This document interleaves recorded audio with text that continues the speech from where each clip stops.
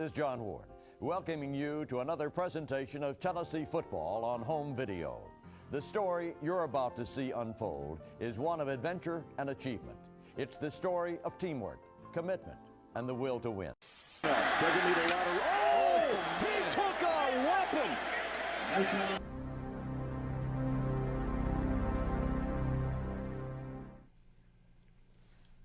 Welcome back to the Blue Chip Breakdown, Vols fans.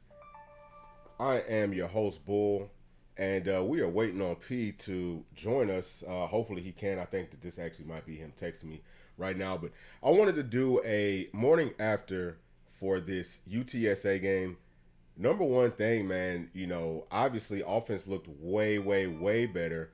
Came out with an excellent rhythm. We see Joe Milton go for 81 yards on the first play from scrimmage on a little read option play, something that we've been calling for on this channel. We got to get him moving more, man, especially once we get more into conference play. It is very, very, very critical to make sure that teams are afraid of him running. That opens up everything else. I think that fundamentals were a lot better in this game than they were last week for sure. We cleaned up a lot of stuff. Offensive line looked better. We tackled better, got off blocks better. We are playing up against a lesser team, but at the same time, man, I just feel like, everything that we kind of saw from that Florida game that we wanted to get fixed, we were able to actually get this fixed. So, again, back to that offense, we saw Coach Heupel really open it up. Play calling looks so much better. There was a lot of wrinkles in our offense. We're able to do like a lot of motion stuff. We saw that orbit motion. That's something that looks like we might have got from Florida. It's a copycat game, period. All the way up. If you see a team doing something and if they're doing well with it, you're more than likely going to put, implement some of that into your own scheme. So Heupel did a really, really good job, especially in that first half of coming up with a great game plan. Now, I don't know if that was 100% Heupel or, some of that, might have been Coach Halsley too.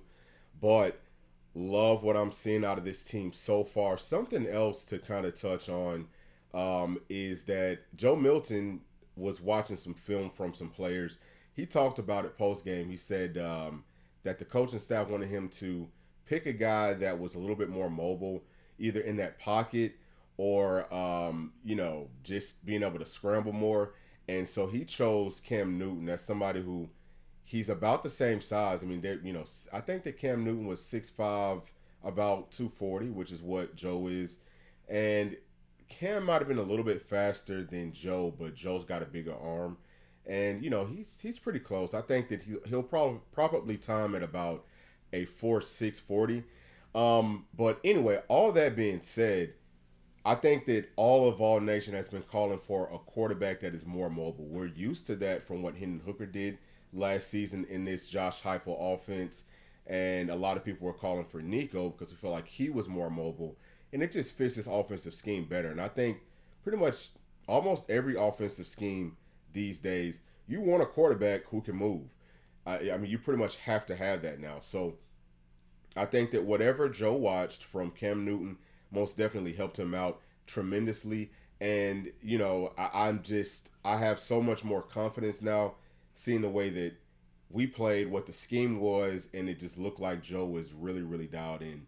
I think that we did a good job of getting pressure, of keeping the quarterback inside of the pocket for the most part.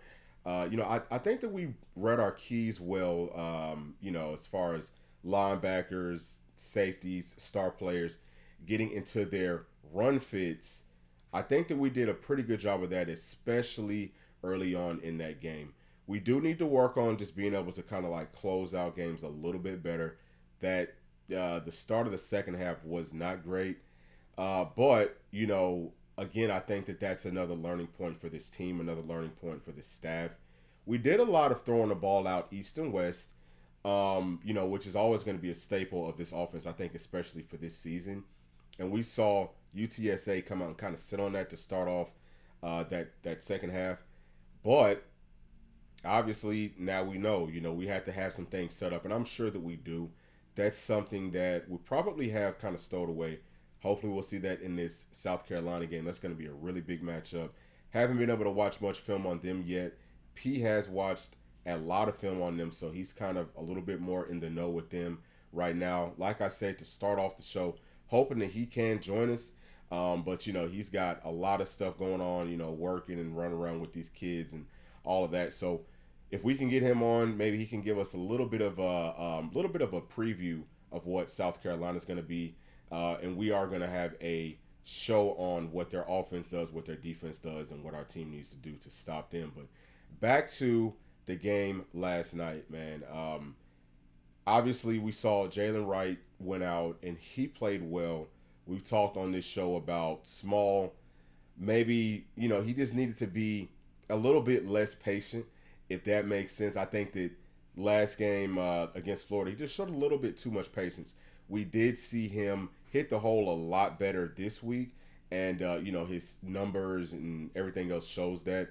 So with all that being said, I still think that Dylan Sampson is probably our best backup running back behind Jalen Wright, if you even want to call it that. I think that we're going to rotate guys a lot, but Dylan Sampson, man, he just showed so much. He finds the hole, I think, better, and he just explodes through it better. He's a little bit shorter in stature, so sometimes that works to your benefit, you know, running that football behind a big offensive line. Linebackers can't really see you. As long as our offensive line does a good job on that first level, letting him get to that second level, he can make some things happen with his vision, with his speed, and we saw that a lot. I think that he averaged like 11.5 or 6 yards per carry in this game. And, you know, again, this is UTSA. They don't have a great defense, but, you know, what he did, and I think what the offensive line did for the most part, that can be replicated against other teams too. A couple of little things, though, starting to kind of get into those negatives with this game. We do have a problem on that offensive line, and I'm talking about moving forward. You know, obviously, Mincy coming back was really big. I think he's a much better right tackle than what Crawford showed us, and Crawford played better in this game. Mincy has to clean up some things as well. And it's just like really small things. He tends to kind of duck his head sometimes, right whenever he's about to try to get that push. And he can miss people. He can kind of whiff on people sometimes. We cannot have that. We just need at least, if the offensive line across the entire board, hold these guys up, even for that count, be able to, you know, get your hands on them and just slow them down for just a taste. Our offense is set up to be able to, you know, get big chunk plays if you can just do that. So that's Mincy. You know, Spraggins played better than he played last week. But, you know, still kind of the same thing. Not seeing a whole lot of push from him. Ollie Lane, he kind of tends to he either gets pushed backwards or he just kind of like stalemates this guy. He doesn't really ever get any push whatsoever. So, don't know if Cooper Mays is going to be back for this South Carolina game. Coach Heupel spoke, and it kind of just sounded like, you know, it's up to Cooper. But we all know, man, with Coach Hype, he's going to keep everything really, really close to his vest. So, not sure what to think about that. I've heard some rumblings about it. Could be next month before we see Cooper Mays back. So, we have to figure that out. We have to be able to scheme around whatever Ollie Lane is doing. Moving over at that left guard, Andre Carrick, man, I'm, you know, obviously, again, we always talk about this. Those coaches see those players a lot more than we do. I'm just not too impressed with what he's been doing. I think throughout this entire season, he misses too many blocks.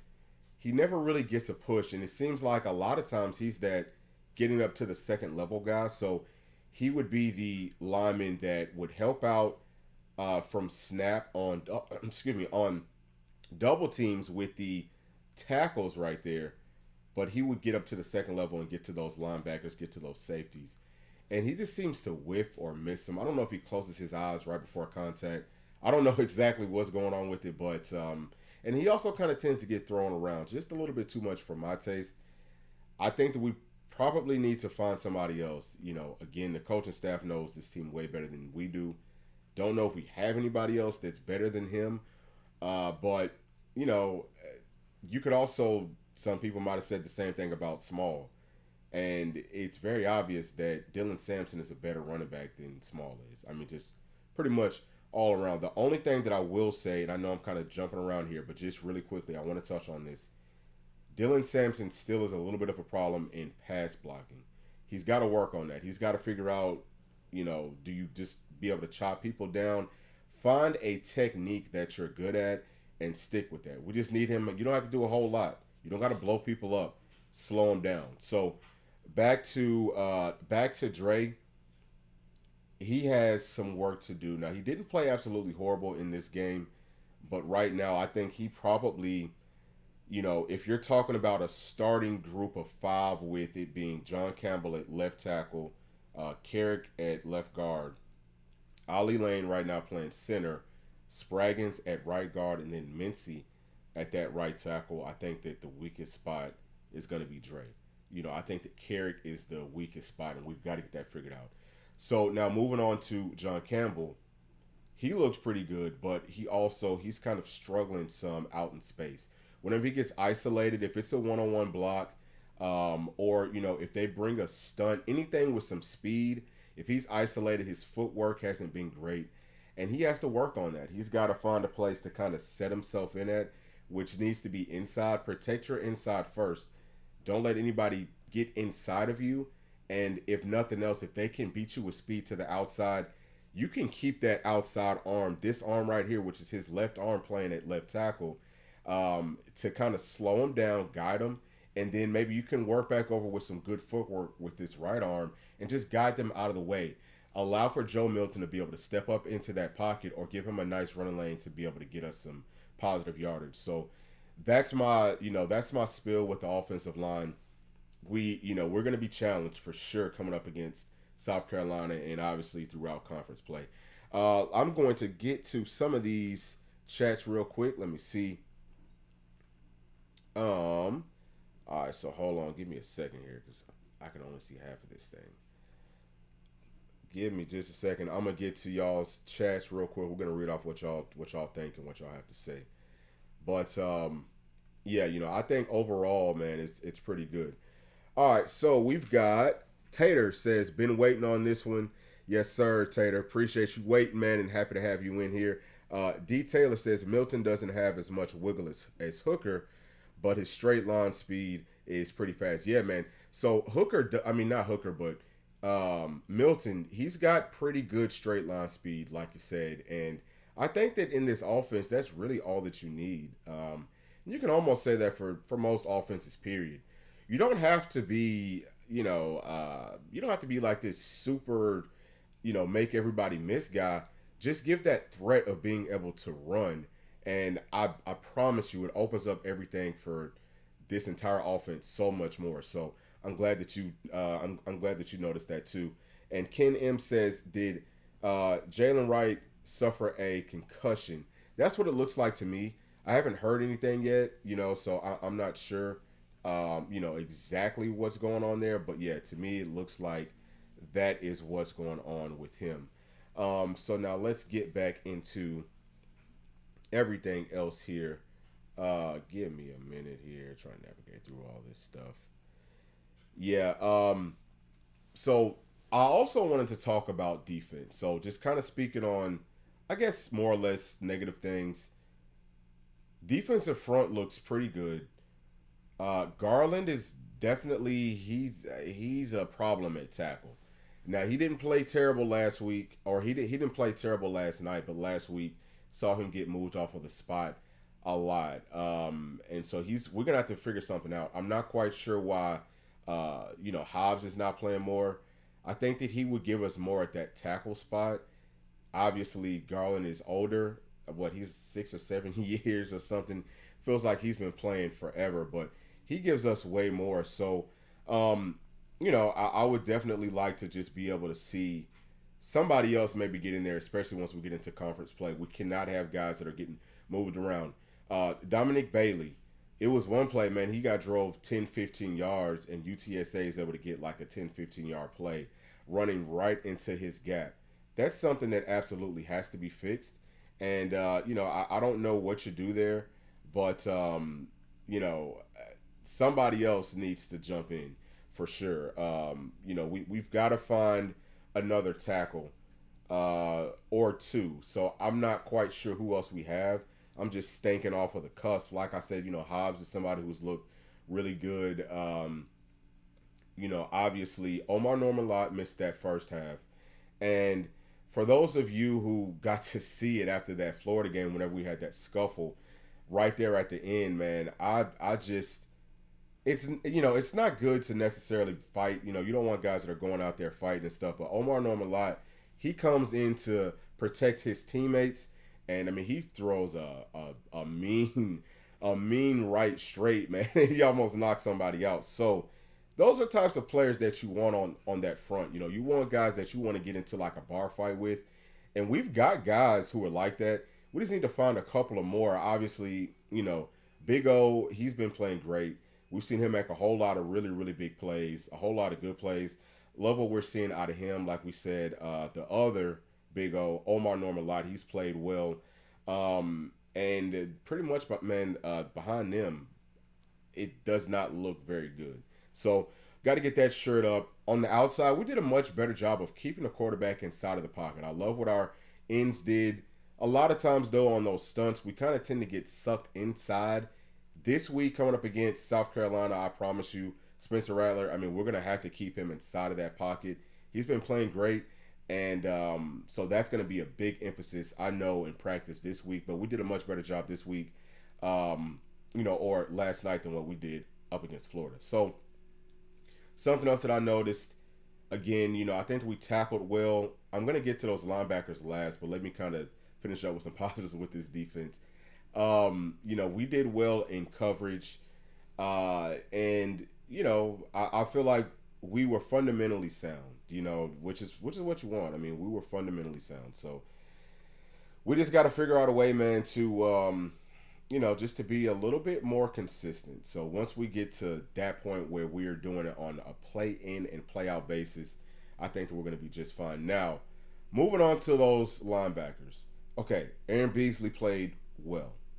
He did a good job. Elijah Herring played okay in spurts. He's still slow. He's still slow to, I guess, like, identify what the offense is doing. He's got to pick it up, man. I mean, you've got to know what they're like. You've got to see it, and you've got to go and get it. So I don't know if maybe they're throwing too much at him. And same thing I would say with Arion Carter. If they're throwing too much at him, that's kind of like what it looks like. It's like they're just a step slow. We've got to identify what they're doing in film study, see it in practice, and then be able to implement that in real time on the game fields on Saturdays. And I'm just not seeing too much of that. And same thing too, man. I'll say we're even a step kind of slow even after we see it. We've got to explode, man. We've got to explode through contact. That concerns me. That's very, very, very concerning for this team moving forward, man. We've got to. Our linebacker play is going to be critical. Again, back to Florida. Florida pretty much exposed that for us, and every team that we go up against is going to have something, some type of scheme that's similar to what Florida did, and they're going to see if we can stop it. So, we didn't look horrible, but again, we're playing up against a much lesser team, so we shouldn't look horrible. Even if we're wrong, I mean, we're much better athletes, so we should be able to make up for kind of being a step slow, and that has to be cleaned up. I want to see more of Jeremiah Thielander. I want to see him play a lot more. Now, I'm not quite sure why he isn't. If I had to guess, I would say maybe it's because he can be wrong. But the one thing about him is that he's wrong at full speed. Give me a guy who's going to be wrong at full speed, especially kind of early on in this season, and let him kind of take his lumps early, because we're going to need these guys further on, further down this stretch. But he plays with his hair on fire, and I think that we need more of that. Again, back to Arion Carter. We loved his film coming out of high school. We know that he's very capable. He might need to lose a little bit of weight because he does look a step slow, and he also looks like he's thinking too much. he almost has that like baby deer syndrome where you see him falling around too much. Don't understand what's going on there. I think maybe he just is trying to get back used to his body after he's gained so much weight. But I say, hey, look, let him cut just a few pounds so that he can play the way that he is supposed to play. And just stop giving so much to these guys, man. Let these guys blitz. Let them come after the offense, whether it's the quarterback, whether it's running backs. I don't care who it is. Let them just play. I don't want these guys thinking too much because Arion is an instinct guy. Herring, he's kind of an instinct guy, but again, he's thinking too much. And we all know that Jeremiah T, he's a 100% instinct guy. He's super instinctual. So stop giving him too much, coach. We got to make it more simple for these guys and just let them just dial it up, and which Coach Banks did a much better job of it in this game, of dialing up pressure in opportune situations. But just dial it up, man, and just let these guys just play. So if I had any knock on the defense, it would be that, man. Linebacker plays got to step up, and we'll talk about it more as we get into the as we get into the South Carolina talk. Now, again, man, with those defensive backs, we saw some younger guys play. They played well. Turntine looked good. Or I'm sorry, not Turntine, but Turnage. Turnage looked good. He's probably one of our best man cover guys without Slaughter being in. I hope that Slaughter comes back next week. We're going to need him for sure. I think that Haddon looked good in coverage. I think that he's looked good for the most part in coverage. So some people don't really care for Haddon. We know that he's missed some tackles. Obviously, in that South Carolina game last year, a whole lot of chirping, a whole lot of unnecessary talking. But for the most part, man, he has played well. So really happy about him. I don't remember seeing too much of the young guys talking about, like those freshmen and such. Don't remember seeing too much of them. But, I'll have to probably go back and see how they played. If any of y'all saw them, let us know what you thought. And let me see. I'm going to get back to some of these chat stuff. Let's see here. So, D. Taylor says, Barron, Hobbs, Norman Lott, and Pierce seems like the best upside on D-line. Yeah, I would agree with you right there for sure. James Pierce, I don't know, did he have a sack in this game? I haven't seen a whole lot out of him lately. But obviously, teams are going to really give, they'll probably double, triple teaming him. He's still going to get his. As we get further into conference play, I think that this week against South Carolina, we'll see him get some because they're going to be, they're not going to be scared to try to throw the ball down the field. Mostly, man, teams are just like three-step drop. They're trying to get the ball out quickly. So back to your point, man, I think we've got some dudes up there. I'm really proud of them for the most part. And Big Papa says, is that what happened to Beasley after the hit?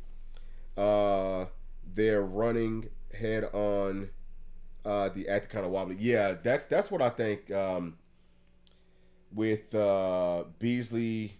I think that we had a couple of, maybe, I don't want to call them head injuries, but that's pretty much what it looked like. So I don't know what the protocol is going to be. Hopefully we can get them back because we need everybody, man. Like we can't afford to lose any of our guys anywhere on this team right now. These younger guys are going to have to step up, but we're just going to – coaching staff has to find some other pieces, some other players to be able to fill in some of those holes in conference play. And then D. Taylor says again, Big O seems to boom or bust to me. Yeah, I think that he's played well. If you look at what he's supposed to do, which is pretty much take up blocks and kind of get a good push on the inside there, I think that he's done a good job of that.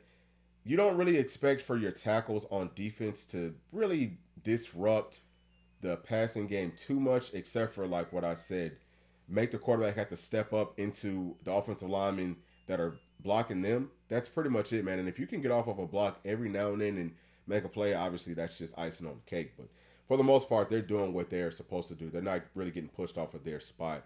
Talking about the starting defensive tackles. And then Big Papa says, T-Lander, he's a beast. Let him and Carter ball out. Banks, if we don't make some big improvements, South Carolina will tear us up. Their D-line looked stout. You know what Rattler can do to us. Yeah, we saw what he did to us last season and what he's been doing pretty much since then. That was almost like his coming out party. And coming out of high school, I mean, he was really, really, really highly touted. So very, very curious to see what the game plan is. But I'm pretty sure, man, it's just going to be keeping him inside of that pocket. We've got to keep him inside of the pocket for sure, for sure. So letting those linebackers hunt, man, just like heat them up. You know what I'm saying? We saw so much more of that this week, and I'm really happy to see that. I think that this coaching staff is kind of, I don't know if they listen to too much of the media talk or too much of the fan talk, but I do feel like they are kind of like locked into what we talk about, or like how we think, man. Like y'all are pretty much echoing how P and I think, and we've got to get pressure on that quarterback, whether you have to manufacture pressure or whatever you have to do, man. You've got to dial it up. So those are excellent points. VFL Willie says Pierce had the pressure that caused the Burrell pick. Yeah, he did. So I mean, he's gonna get his, man. I'm really not too concerned with that starting defensive line all the way, across the board. I'm not too concerned with them. They play great. I've said it. I think that they are still top 5 in this country, and I honestly believe that. What we've had is linebackers that are not filling their gaps correctly. And again, we look better this week. We have to continue to improve in that aspect of the game. And we've got to find some guys behind them. And I'm not talking about edge guys, like we could talk about Joshua Josephs, who played pretty good. He's getting pressure, but he is another guy that I saw him let some plays kind of like cross his face some. I think that was in the third quarter, whenever UTSA kind of first got the ball, and they had a really nice play kind of like dialed up. It was almost like a screen, but whenever you're playing out on that edge, you cannot let things cross your face. So again, that's just back to some very easy coaching points. So he's going to be fine as far as a pass rusher, but you do kind of worry about things like that. Tyler Barron, he's been doing great, maintaining that edge, whether it's pass rush, whether it's backside and, again, guys crossing your face. There was a screenplay that he just blew up. So love what I'm seeing out of him. Who else do we have out there? 30. He's done an okay job for the most part of maintaining his outside leverage.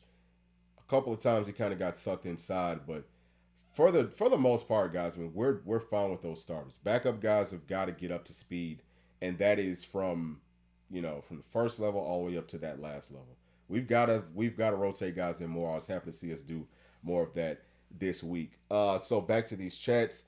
Let me see here. D. Taylor says Rattler will carve up our secondary like a turkey if we don't get pressure.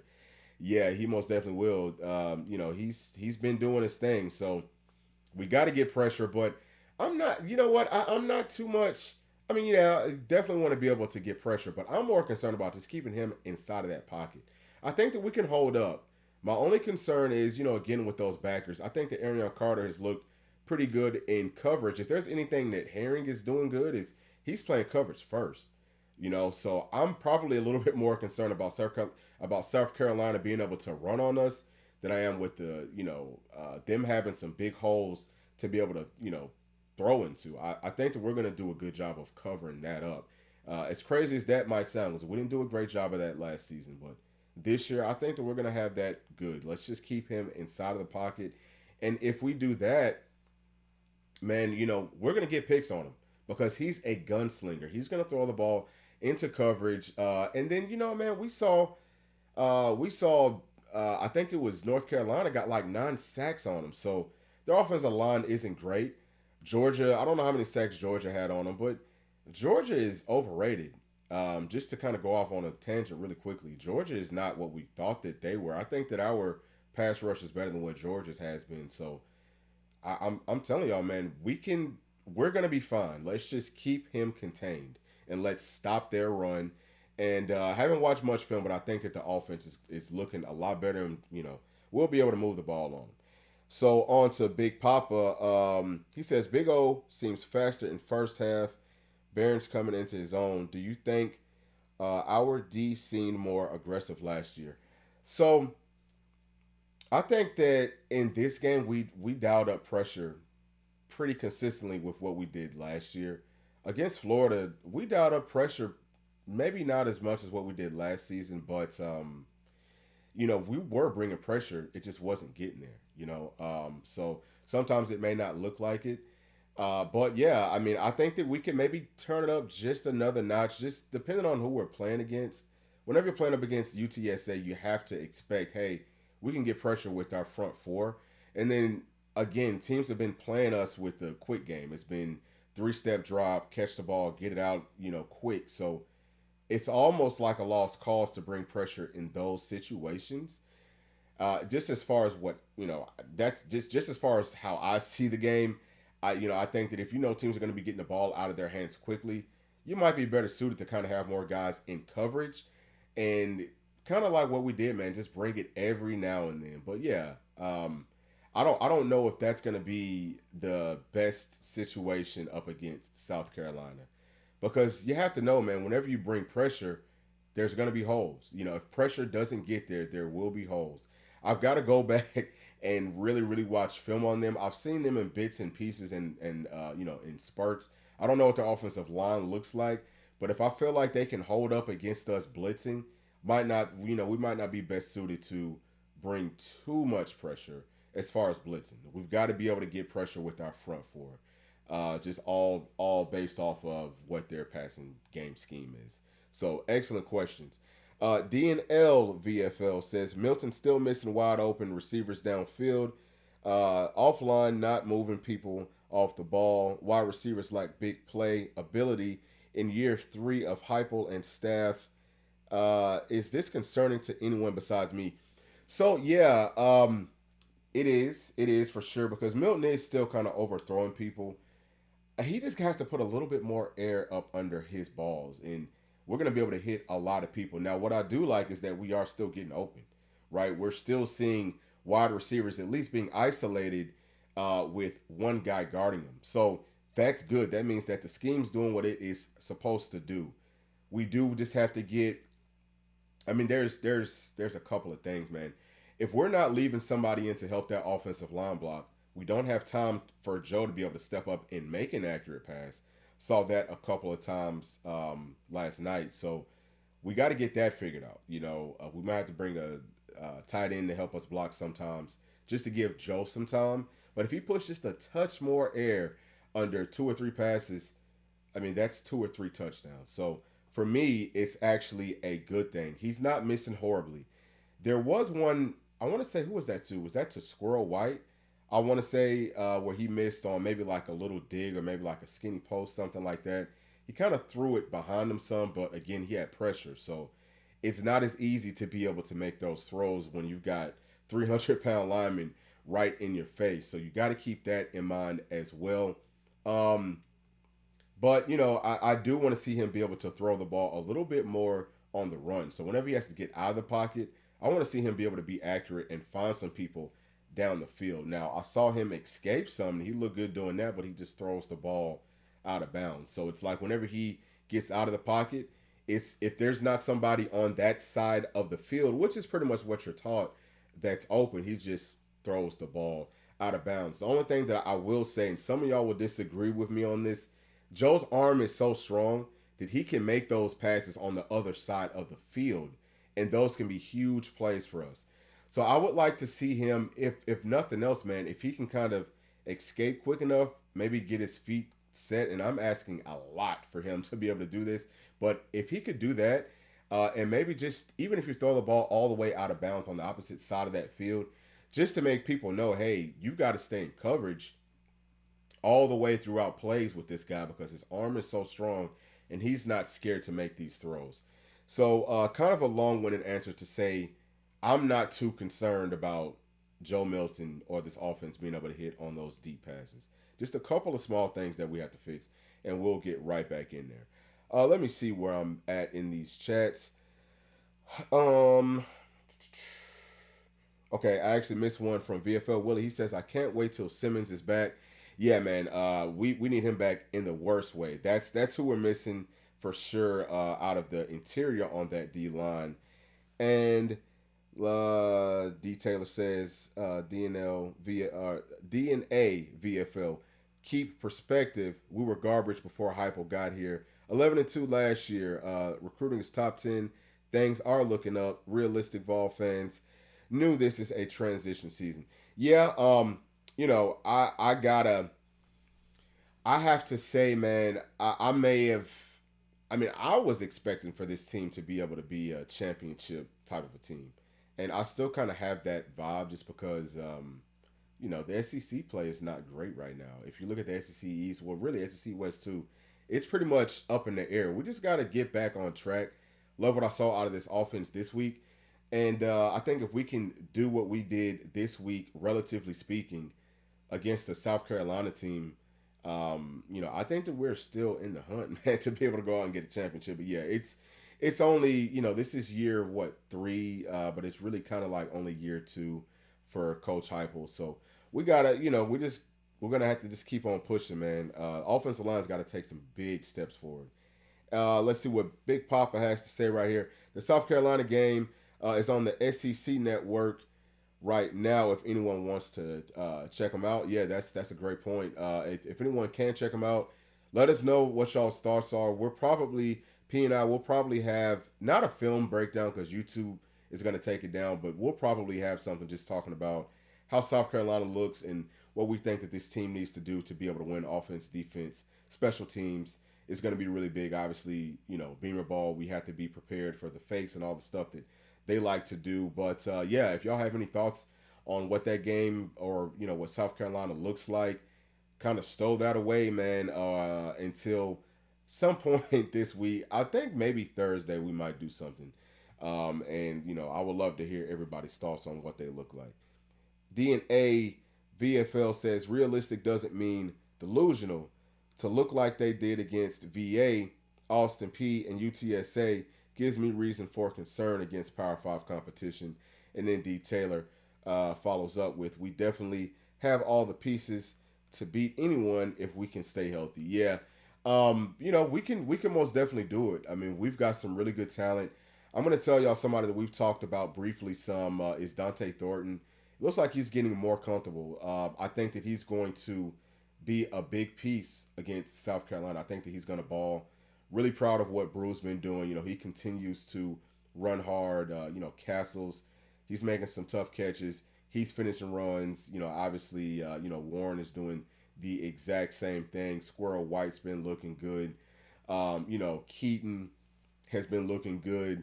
Who else we got, man? Caleb Webb. He had a really big game. Really, really proud of him. We had asked about him last week. Him and Chaz, where have they been? Chaz was wide open, and that's a throw like we were just talking about where Milton just kind of missed him. But, look, guys, we've got a lot of great players. We've got a lot of good skill guys. Biggest concern, man, is that offensive line. We've got to either, scheme something up because we're always going to kind of throw the ball out, get it out quick. Just to kind of like Heupel said, that's part of the run game. If we don't feel like we can maybe move bodies, let's throw the ball out quick to some of these bigger bodies or skill guys, faster guys. Let's get some quick 4 or 5 yards, which is all those plays are supposed to do. But we have to be able to throw the ball down the field too. It's tough to do that if the offensive line is not holding up like it is supposed to. But we're gonna have to scheme something up, man. Like we're gonna have to find some different route combinations. We've seen some rub routes, saw some crossing patterns this week, which I'm happy to see that. Just keep the defense guessing. That's it. Joe Milton, you're gonna have to run the ball some. We're gonna have some times where run plays will be called. Again, love that zone read. I love that with the big body like Joe. He's 6'5", 240. Again, back to the Cam Newton thing. Cam Newton was such a dynamic player because they ran him a lot. And it's tough to be able to tackle somebody that's 6'5", 235, 40 pounds. I wouldn't even mind seeing us do something where we've got 10 people blocking for Joe. You know what I'm saying? Just every now and then. We should run that, maybe once, twice in every game. I also want to get into some Nico talk. I don't know. I would love to hear what y'all's thoughts are with Nico because, Nico was a guy that, he looks like he does fit this offense a little bit better, but I don't know if he's ready just yet. But what are y'all's thoughts, man? Let me know down in the chat what y'all think about him. Let me get back to some more of these chats. Okay, so D. Taylor also says he's here. Okay, what is the no? I'm sorry. Has there been any news on those injuries from yesterday? I believe Keaton got KTFO'd, on that dive and catch. Hopefully not. I don't know, man. I haven't really heard anything. So we're gonna need him back for sure though next week. We're gonna need him back. We're gonna need everybody back.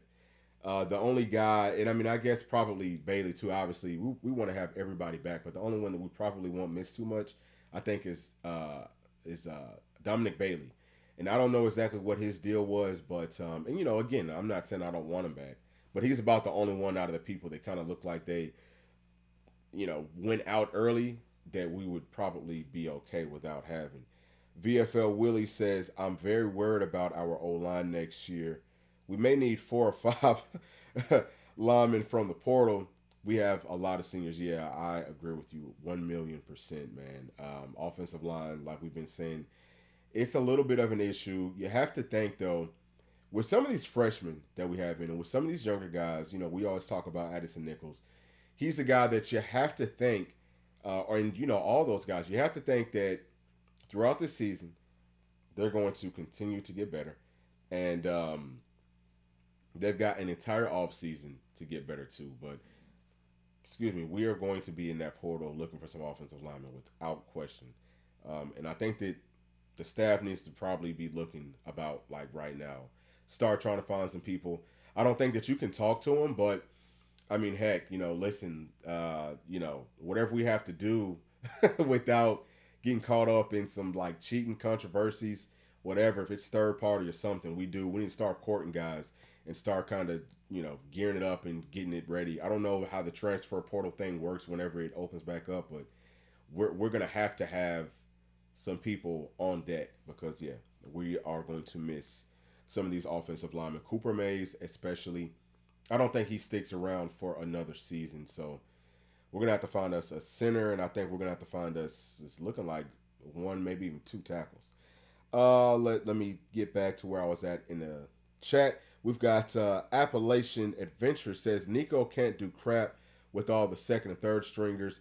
Nico needs to go with all the starters.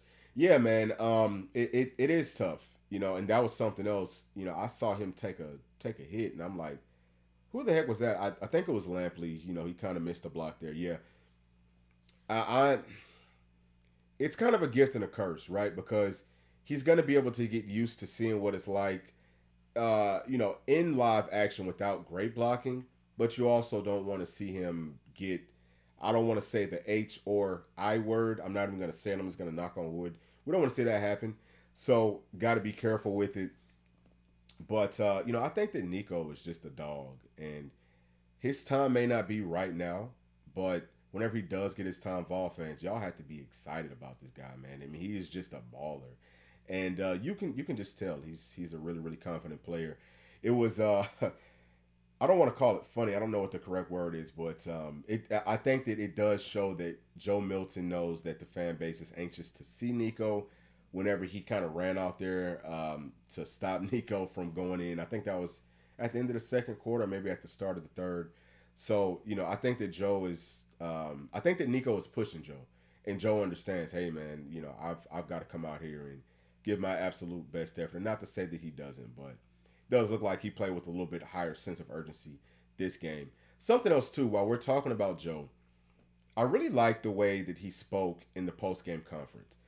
He sounded really, really confident. And, we have to feel good about that, right? Like, it feels good to see and hear him have a little bit of swag and kind of, go deeper into his answers and his questions and just have that confidence, because it did kind of seem like after that Florida game, it seemed like he was lacking a little bit of confidence in his post game. talk. So happy about that. He definitely played with that swag, and we're going to need that throughout. I mean, we're getting into our tough stretch now, right? So Joe Milton, man, we all love you. We just want to see you go out there and ball like what you did last week. And, if you are watching, if anybody knows Joe, just let them know, man. Just go out there. Don't overthink it. Just keep on balling, man. And we're going to be just fine. So proud of you, Joe. I think that you played well for the most part. Put a little bit more touch on some of those deep balls, and this offense is going to pick up where it left off at last season. Ken M says, based on the few series Nico played, I'm not sure he's ready yet. Yeah, Kim. I'm sorry, Ken. Just talking about that, and yeah, I'm on the same page with you. I don't think that he's quite ready yet, but whenever he does get his opportunity, in crunch time minutes and stuff, I think that he will be able to pick it up. I said win, but he may not see it this season. I don't mean to say win like it's going to happen this year, but if for any reason, he does have to get in there, Nico is a baller and he will do well. So, not concerned about him whenever it's crunch time by any means, man. Timmy G says, hard to give my perspective on Nico when they won't let him do the whole playbook. Yeah, obviously they're going to keep a lot of stuff close to the vest, and you don't want to put him out there and kind of like hang him out to dry with the second, third string guys on that offensive front. But, just from what I saw, or from what I've seen, man, I'm not worried about Nico. Whenever he gets his opportunities, he's going to be fine. And let's see, D. Taylor says, I think Sham is a future NFL offensive tackle. Yeah, so I actually got to hear him. It was him and Slaughter. It was on another show. I can't think of the name right now, but got to hear them talk. That's my first time really hearing Sham talk. He seems like he's a really good kid. He's just got that. Seems like he just gets it. There was a couple of things that he just kind of talked about. With this team, he was giving some really solid answers. So whenever you hear these guys talk and they're giving veteran types of answers, especially as freshmen, to me, that speaks volumes about where their mindset is, right? And it's not always just about being capable physically of, going out and playing well. It's also about that mental aspect of it. And I think that we've got some guys that, mentally just get it. They know that they're waiting on their turn and on their time. And Sham is definitely one of those guys, man. He's got really good size. He's got to gain some weight. He's got good footwork, and he's really strong, man. He's got a strong back. He's got a strong core. So, yeah, I'm definitely looking forward to seeing what he's going to do. And that's kind of back to the offensive line topic. A lot of people are saying we have to go to that portal, and we've got to find some guys, especially talking about next season. I think we got to do some of that. But, guys, do not sleep on some of these younger guys that we haven't seen yet. They're just not ready quite yet, but once they get ready, I think that their ceiling is higher than the offensive linemen that we have starting for us right now. And that's not a knock on nobody. I'm not trying to, knock on nobody, nothing like that. But we've got some very talented players, and it's just up to how quickly can they get ready. And I think that they will have enough time before the start of next season to help this team out tremendously. So we'll keep a close eye on that and see how everything kind of pans out.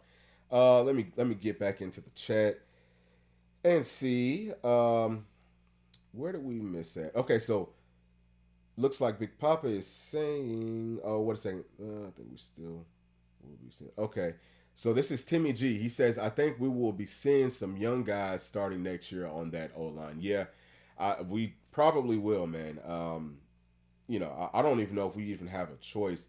The offensive line is, we're going to lose 3 or 4 guys, I would say, this season, maybe even more. We've got, this is an older group. We've got some 4th, 5th year seniors. I think we might have like 1 6-year senior. So, yeah, I mean, the younger guys have to step up. Big Papa says, I think Nico's just not ready. He seems a step or two slow and not decisive in some of his reads. He's going to be good. He just needs all seasoning, I think he's trying to say, out. Yeah. So, I think that, again, and I know I've said this probably 2 or 3 times, but just to kind of comment back to you, Big Papa. Nico was playing with the twos, and Nico is a gamer. Nico is a guy that his practice may not look great, but like whatever you see in practice, you kind of got to like throw that out the window, because once it gets to game time, he just balls. That's something that, we've seen with several players, man. I can go down a whole long laundry list. But, like Dobbs is somebody. They said he wasn't great in practice, but, dude, he was just a baller. And that's something that you can't quite quantify. There are certain things, especially whenever you're playing quarterback, that you can't do in practice because you're not live, so you got a quick whistle. But you can extend plays and you can make plays, with live game whistles where you have to actually get tackled. Nico is one of those guys. So that's something just to keep in mind, man. He's going to be just fine. Don't even worry about Nico. D. Taylor says, Austin P was Nico's chance to run the full offense. Yeah, and we messed that one up. UConn will be another chance. Yeah, so, hopefully so. Again, I think that the offense most definitely picked up, and I fully expect for us to handle games moving forward, especially kind of like against lesser teams, the way that we did up against UTSA. I expect for that just to continue on. And, we're going to take a look at South Carolina and see if maybe we can come out and move the ball relatively, close or similar to the way that we did up against UTSA. So, yeah, I think that we'll see Nico at some point in this season for sure.